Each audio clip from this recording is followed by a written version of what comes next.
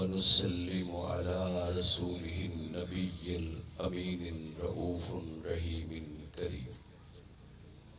أما بعد فأعوذ بالله من الشيطان الرجيم. بسم الله الرحمن الرحيم. إن الله وملائكته يصلون على النبي يا أيها الذين آمنوا صلوا عليه وسلموا تسليما.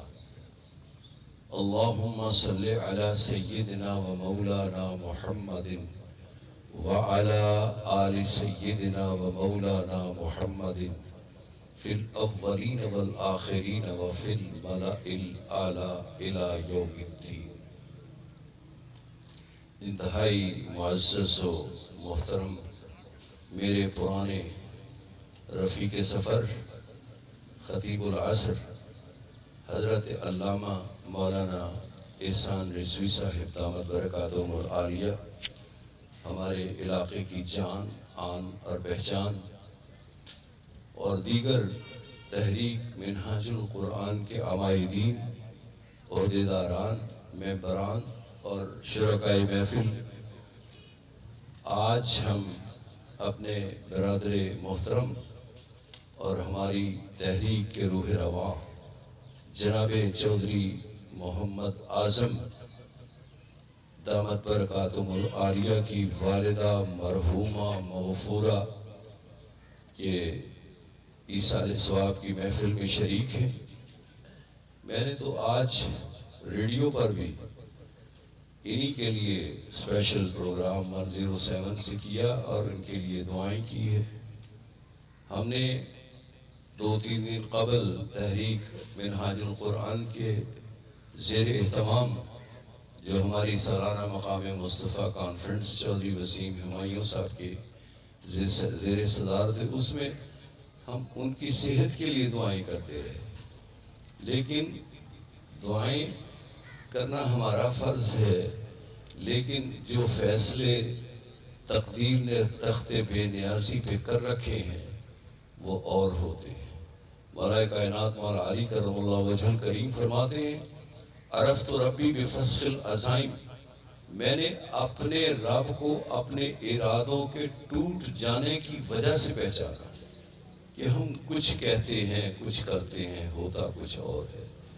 لیکن آپ چودھری صاحب کی امی جان جن کی مائیں دنیا سے رخصت ہو گئی، یہ انہیں پتا ہے کہ مائیں جب دنیا سے رخصت ہوتی ہیں تو وہ صرف یہی نہیں کہ وہ رخصت ہو جاتی ہیں، بلکہ رحمتوں اور برکتوں کی چادر ہے جو لپیٹ لی جاتی ہے. کسی نے کہا نا کہ ماں جب انسانی بچہ پہلا بچہ پیدا ہوتا ہے تو بچہ بھی پیدا ہوتا ہے، لیکن اس کے ساتھ اس کی ماں بھی پیدا ہوتی ہے. اس سے پہلے وہ بیوی ہوتی ہے، بہن ہوتی ہے، بیٹی ہوتی ہے، لیکن ماں نہیں ہوتی. ماں جب ہوتی ہے جب پہلا بچہ پیدا ہوتا ہے.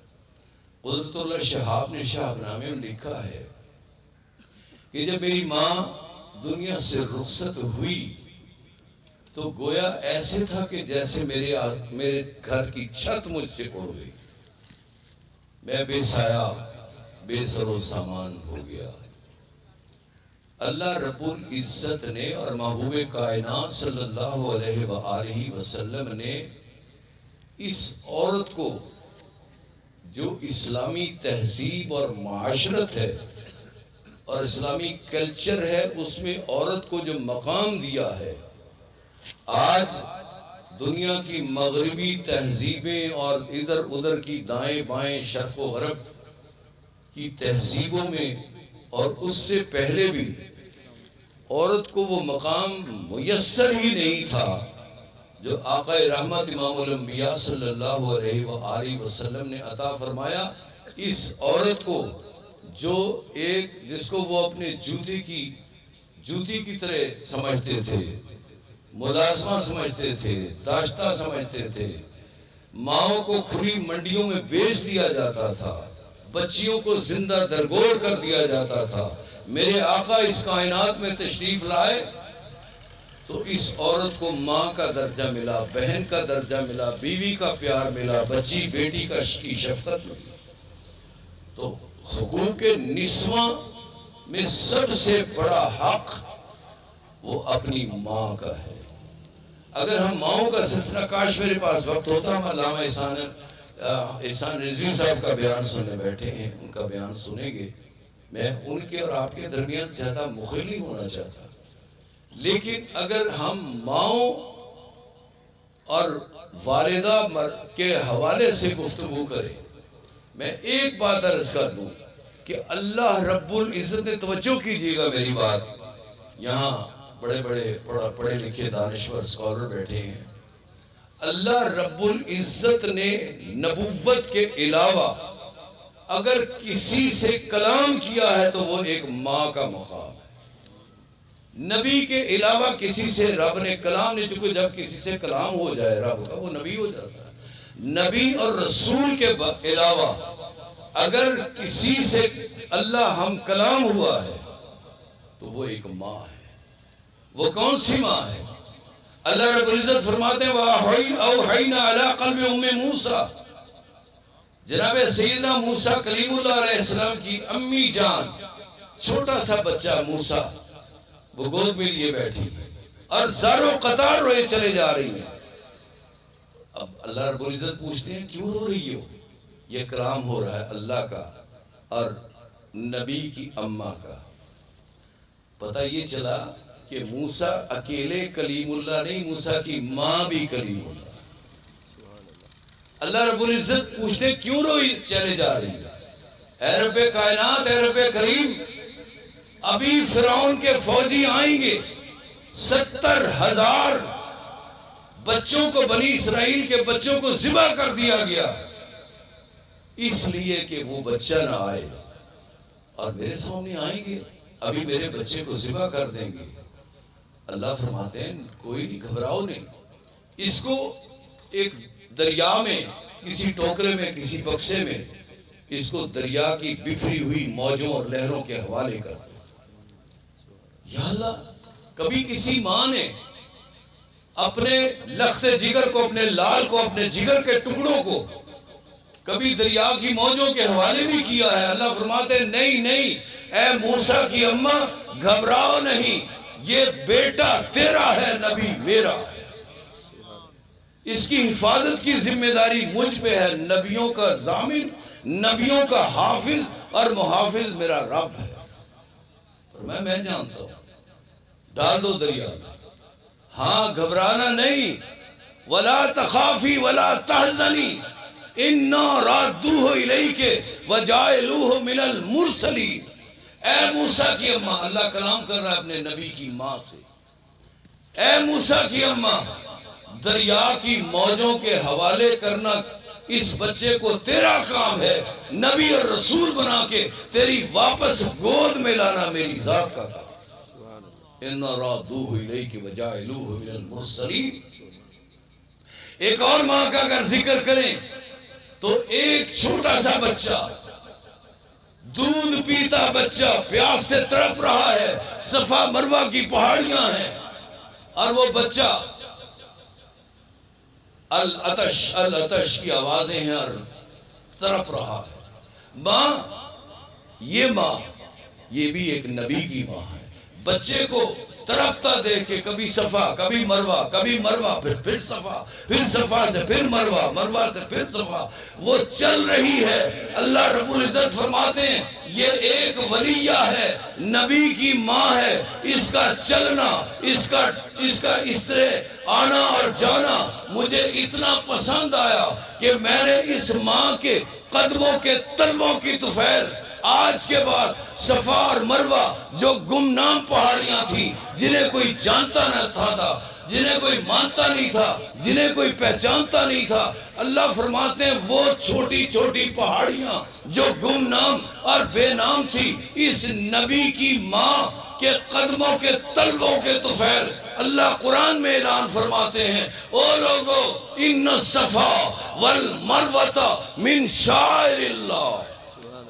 آج کے بعد اور تم تو من دون اللہ نبیوں اور ولیوں کو کہتے ہو، اور نبی کی ماں کے قدموں کی نسبت کا یہ مقام ہے کہ اللہ فرماتے ہیں کہ آج کے بعد یہ صفا اور مروہ من دون اللہ نہیں رہی، یہ گمنام اور بے نام نہیں رہی، بلکہ ان الصفا والمروۃ من شعائر اللہ، آج کے بعد یہ صفا اور مروہ شاعر اللہ ہوگی، من دون اللہ نہیں رہی۔ نبی کی ماں کے قد اور نبی کی ماں کا چلنا مجھے یوں پسند آیا، فرمایا کوئی نبی ہو، کوئی ولی ہو، کوئی امام ہو، کوئی قطب ہو، کوئی غوث ہو، کوئی ابدال ہو، جو بھی ہو تمہارا مقام تمہارے ساتھ، لیکن جب حج و عمرہ کی عبادت کے لیے آئیں تو صفا مروہ کے درمیان اس طرح چلو جس طرح میرے نبی کی ماں چلی، اس طرح چلنا، یہ ادائیں۔ ارے حج اور عمرہ ایک نبی کی ماں کی اداؤں کا نام ہے۔ ایک اور ماں، صرف آخری میں ذکر کر دوں، ایک اور ماں 3 دن کا بچہ گود میں اٹھایا ہوا ہے اور چلی آ رہی ہیں، آنکھیں جھکی ہوئی ہیں۔ لوگوں نے پوچھا کہ اے مریم، تو بڑی، تیرا تو خاندان بڑا عظیم تھا، تجھے تو ایک اللہ کے نبی نے تیری کفالت کی ہے، تیری تعلیم و تربیت کی ہے، یہ بچہ کدھر سے لے آئی ہو؟ ماں پریشان ہے، آنکھوں سے آنسو ہیں، آنکھیں پرنم ہیں۔